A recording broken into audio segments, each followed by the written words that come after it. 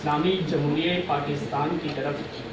میلی نگاہ سے دیکھنے والے یہ یاد رکھیں کہ میں 9 شہید بیٹوں کی ماں کشمیر کی آسیہ اندرابی ہوں، کہ میرے ماتھے پہ شکست ابھی عیاں نہیں ہوئی ہے، کہ میں باپ ہوں کیپٹن اسفند جاد بخاری کا، کہ جس کا کاندھا اپنے جوان بیٹے کا لاشا اٹھانے کے بعد بھی تھکا نہیں، کہ میں بیٹا ہوں کرنل عادل شہید کا، جو اپنے باپ کی میت پر اپنے حوصلوں کو پست نہیں اور بلند کرتا ہے، کہ صدر عالی وقار میرا تعلق تو اس قوم سے ہے کہ جنہوں نے اپنے جسموں پر بارود باندھ کر اپنا خون کا نذرانہ پیش کیا اور دشمن سے یہ کہا، ادھر آ ستمگر، ہنر آزمائیں، تو تیر آزما ہم جگر آزمائیں، کہ صدر عالی وقار میرا تعلق تو اس قوم سے ہے جس کے بارے میں اقبال جیسا شاعر بھی یہ کہنے پر مجبور ہو سکتا ہے، ٹل نہ سکتے تھے اگر جنگ میں اڑ جاتے تھے، پاؤں شیروں کی بھی میدان سے اکھڑ جاتے تھے، ارے تجھ سے سرکش ہوا کوئی تو بگڑ جاتے تھے، طے کیا چیز ہم توپ سے بھی لڑ جاتے تھے، نقش توحید کا ہر دل پہ بٹھایا ہم نے، زیر خنجر بھی یہ پیغام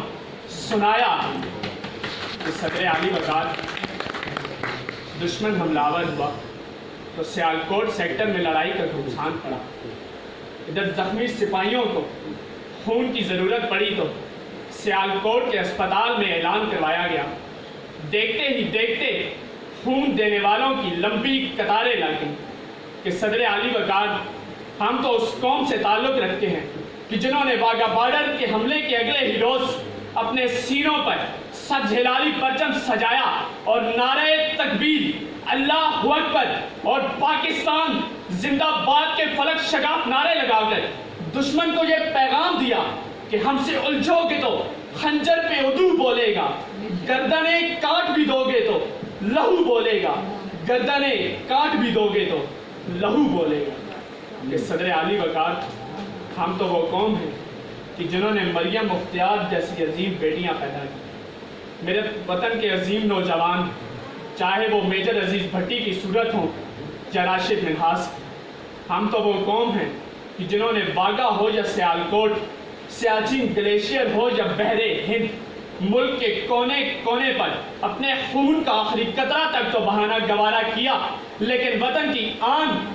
بان شان پر ایک حرف تک نہ آنے دیا، کہ ہم تو وہ قوم ہیں کہ جس کا ہر فرد اپنے ملک کے بارے میں یہ کہتا ہے،